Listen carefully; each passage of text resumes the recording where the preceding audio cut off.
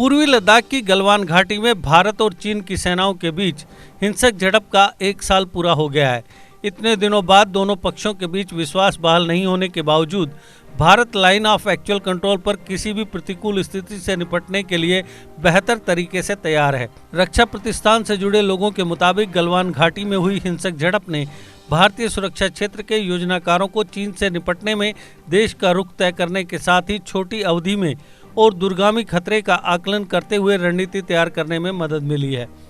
पिछले करीब 5 दशकों में सीमांत क्षेत्र में सबसे घातक झड़प में पिछले साल 15 जून को गलवान घाटी में भारत के 20 सैनिकों की मौत हो गई, जिसके बाद दोनों सेनाओं ने टकराव वाले कई स्थानों पर बड़े पैमाने पर जवानों और हथियारों समेत साजो सामान की तैनाती कर दी।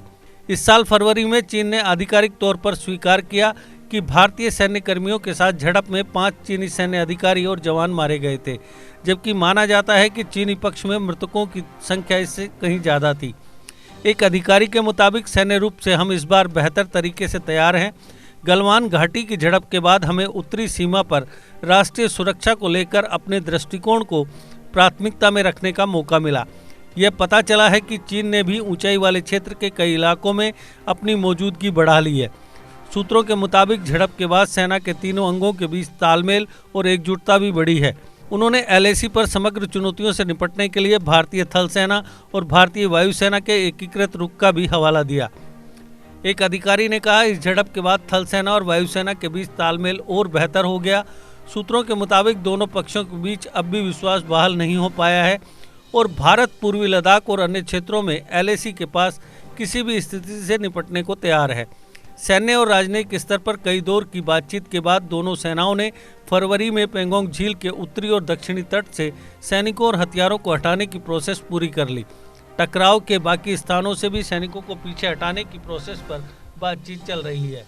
अधिकारियों ने कहा कि भारतीय वायुसेना भी हर 2 महीने में अपने राफेल लड़ाकू विमानों के आगमन के साथ खुद को मजबूत कर रही है। राफेल के साथ साथ MiG-29 और सुखोई 30 के बेड़े उत्तरी सीमाओं पर आसमान पर हावी रहे और दूसरा स्क्वाड्रन या विमान इस महीने के अंत तक संचालन के लिए तैयार हो जाएगा। अधिकारियों के मुताबिक चाहे वह जोजिला दर्रा हो, दुनिया की सबसे ऊंची मोटर योग्य सड़क उमलिंगला, मार्समेकला या खारदुंगला, उन्हें सीमा सड़क संगठन की मदद से साल भर सैनिकों की आवाजाही के लिए खुला रखा गया है।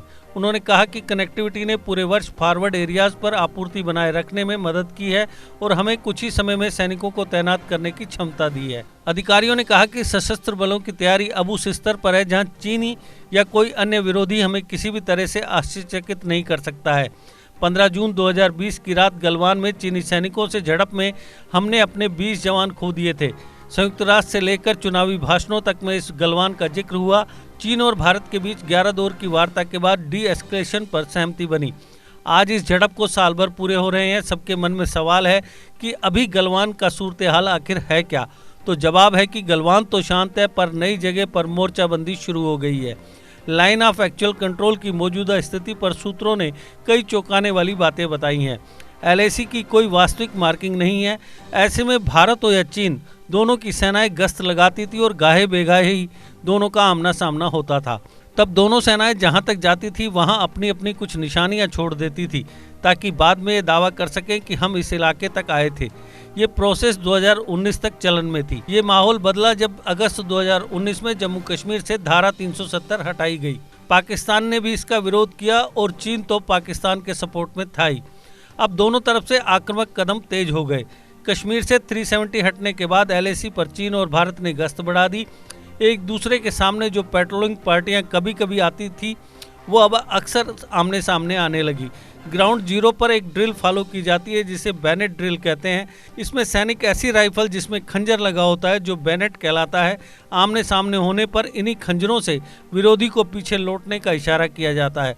1990 से लेकर 2019 तक तो लाठी का इस्तेमाल किया जाता था। गश्त भी इसी के साथ होती थी और गोलियां तो कभी नहीं चली। यही ड्रिल गलवान में नाकाम हो गई। 15 जून 2020 को गलवान में हमारे ग्राउंड ट्रूप्स पर दबाव था, चीन पर भी दबाव था। चीन की सेना उस साइड पर बैठी हुई थी तो भारतीय सेना ने उनसे वापस जाने को कहा। हालांकि वो लोग मान गए, पर विवाद शुरू हुआ चीनी हरकत से। चीन ने 2 टेंट लगाए जो कि ऑब्जर्वेशन पोस्ट की तरह थी। तर्क दिया कि अगर हम वापस चले गए तो आपकी गतिविधियों पर नज़र नहीं रख पाएंगे। भारतीय सेना ने इसी का विरोध किया और झड़प शुरू हो गई। चीनी हथियार से लैस थे और भारतीय सेना पुरानी प्रैक्टिस के तहत वहां पहुंची थी। इस झड़प के बाद 30 जून के आसपास दोनों पक्षों से बात हुई और चीन वहां से 1 किलोमीटर पीछे हट गया। भारत अपनी पोस्ट पर वापस आ गया था। पेंगोंग झील पर 1 से 8 फिंगर्स हैं। भारत दावा करता है कि 8 फिंगर्स तक का इलाका उसका है। चीन कहता है कि फिंगर 4 तक का उनका इलाका है। गलवान के बाद भारत ने चीनियों को रोकना शुरू कर दिया। ये वक्त बिहार चुनाव का था। अब चीन ने फिंगर 4 पर स्थायी ठिकाना बना लिया, तो देश की चुनावी स्थिति और माहौल को देखते हुए भारत ने यहाँ एडिशनल फोर्सेज भेज दी। चीनी जिस जगह निचले इलाके में बैठे थे, उस फिंगर 4 पर भारत की स्पेशल फोर्सेज ने टॉप पर कब्जा कर लिया और एडवांटेज हासिल कर लिया।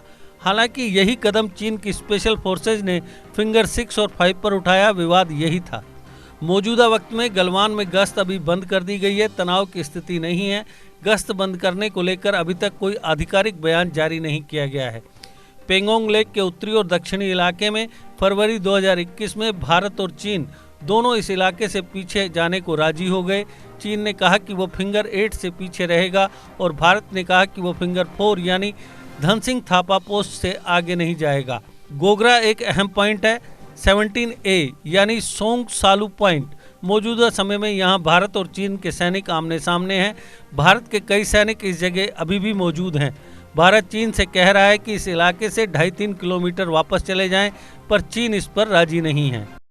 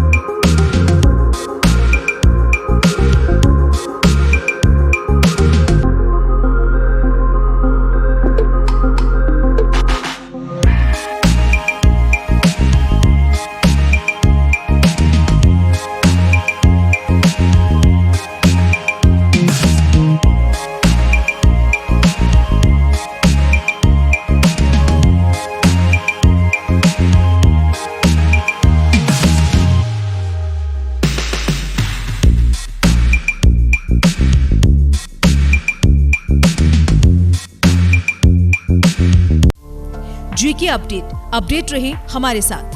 अगर आप ये वीडियो YouTube पर देख रहे हैं तो हमारे YouTube चैनल को सब्सक्राइब करें और बेल आइकन को क्लिक करें। अगर आप ये वीडियो Facebook पर देख रहे हैं तो हमारा Facebook पेज लाइक जरूर करें।